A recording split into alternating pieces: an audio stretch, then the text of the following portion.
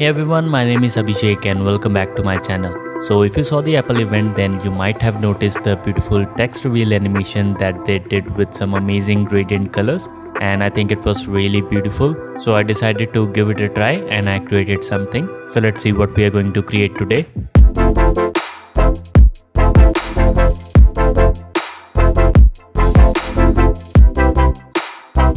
So as you saw, it looks very beautiful and at the same time it's very easy to create. You can use this animation to reveal any kind of text or logo, whatever you want. So before I begin, if you guys are new here, then please consider subscribing and make sure to press that bell icon. And don't forget to give a big thumbs up to this video. So without wasting any further ado, let's jump into After Effects and get started. Alright, so right now I'm in After Effects and I will begin by creating a new composition. So you can go to composition, new comp, and I'm going to call this main. Width and height will be 1920 by 1080, frame rate 30 fps, and duration you can go with 10 seconds or whatever you want. Just click on OK. Now I'm going to create another composition for our gradient. So I'm going to call this gradient and all the things will remain same. Just click on OK. Now let's open up our gradient comp over here and I'm going to right click, then go to new. And after that I'm going to select this solid and you can just click on OK. And now I'm going to apply some colors to this. So in order to do that, you can search for an effect called 4 color gradient. Here it is. So just drag and drop it onto your layer. And now you will notice that we have these 4 amazing colors over here. Now I'm going to align them.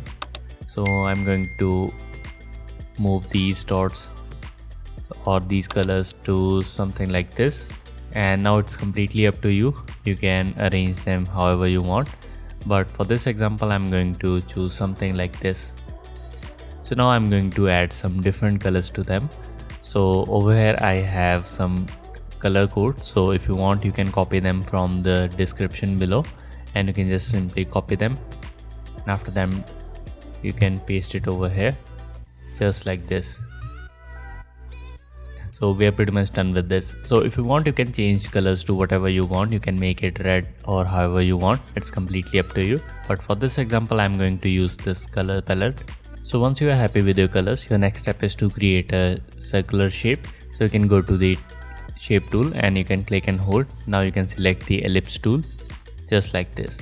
Now you can click anywhere you want. Just make sure that none of the layer is selected. Then you can click and drag and it will start creating a circle. Also, you can hold down shift key in order to create a perfect circle. You can also hold control so that it will create a circle from the center just like this. So just create a circle, something like this. And if you want, you can align it in the center using the align panel.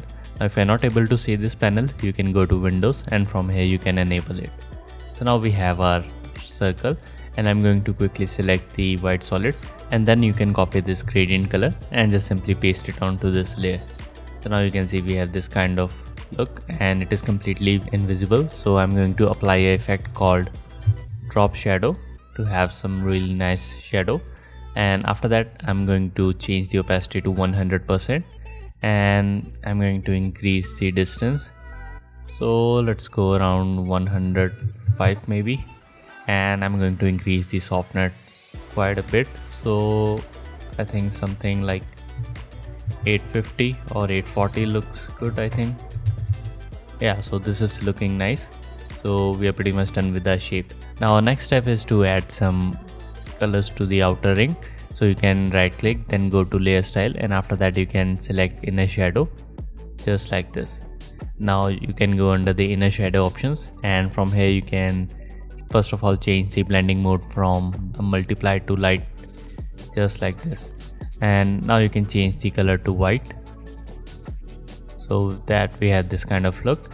And now I'm going to play around with these parameters. So first I'm going to lower down its opacity, so something like 40 or 45 looks good just like this. Now it's completely up to you. You can play around with these settings. So distance I'm going to set it to 0 and I'm going to increase the size a little bit, something like this. So now you can see we have this kind of look. Maybe a little bit lower. Let's go with 50. Yeah, so I think this is looking good. So now we are pretty much done with this shape. So next step is to select this layer, then you can press Ctrl D to duplicate it, and after that you can make sure to select the bottom layer. This is shape layer 1, and you can press S on the keyboard to scale it up. So just increase its scale, something like this, and after that you can move it to a place something like this. Just play around with this scale and just adjust the shape so that it looks something like this.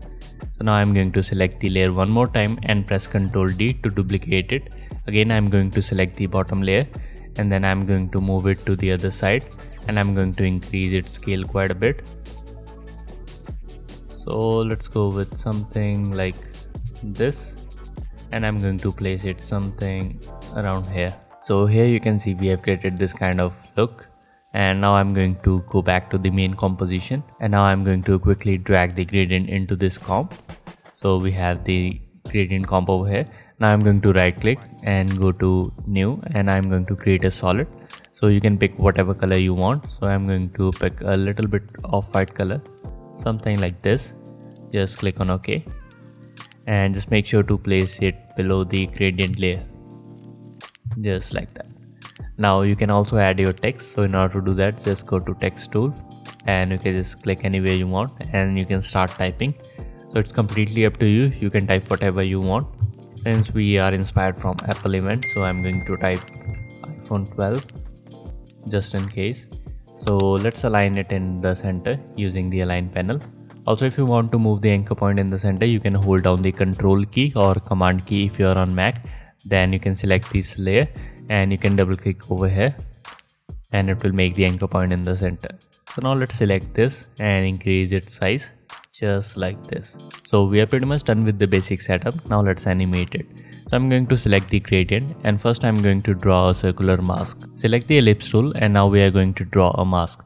So in order to do that, just make sure that the layer is selected, and after that you can click in the middle of this composition. You can just click and drag. Now hold down the shift key and control key so that it will create a perfect circle, something like this. Now just make a circle that fits this composition, something like this. So now we have our masks, and now we are going to animate this layer. So let's select this, press S on the keyboard to add a scale keyframe, and in the beginning I want this to be at 0. And now let's move our timeline indicator to somewhere around 2 seconds, and I'm going to increase its scale just like this. So you can make it go all the way around to the composition. It's completely up to you. Now select the keyframes, then press F9, or you can right click, go to keyframe assistant, and then easy ease. After that you can click over here, and it will take you inside the graph editor. Now if your graph looks different, then you might be in the value graph. Just make sure that you are using the edit speed graph. So after that you can select the handles and just play around with these handles so that you get something kind of this look. And again you can play around with the values. Just increase the distance if you want to make it much smoother. Yeah, so I think this is looking good. So we are pretty much done with this animation. Now our last step is to change the track matte of this layer. So if you're not able to see this track matte option, you can just simply click over here, and it will make it appear. So make sure that your text layer is above the gradient layer, and after that you can select the gradient and change the track matte to alpha matte. So now if I play back, here you can see that now our text is revealing throughout this gradient. Now you will notice one more thing, that I am working in a 16-bit channel.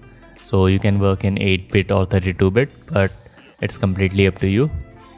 So the higher the bit rated, the more color precision you will get. So I think 16-bit works good for this one. So you can change it by simply clicking on here, and you can just select 16-bit from this one.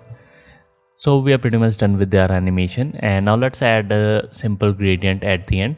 So you can see that our animation ends around here, and I'm going to quickly go inside the comp, and I'm going to select the white solid, which is this one, and I'm going to press Ctrl D to duplicate it. Then I can place it on top of all of these layers, and then just move it around something like this. And you can press T on the keyboard for opacity, and let's add a keyframe of 100%, and in the beginning I want this to be at 0 so that we have this kind of look and it fades away. So if I go back, so now if I play back, here you can see that we have created this kind of animation which is looking nice. So if you want to change the text, you can always double click and you can type whatever you want and it will automatically update your text and all the animations will remain the same. You can also play around with the scale. You can make it however big you want, just like this.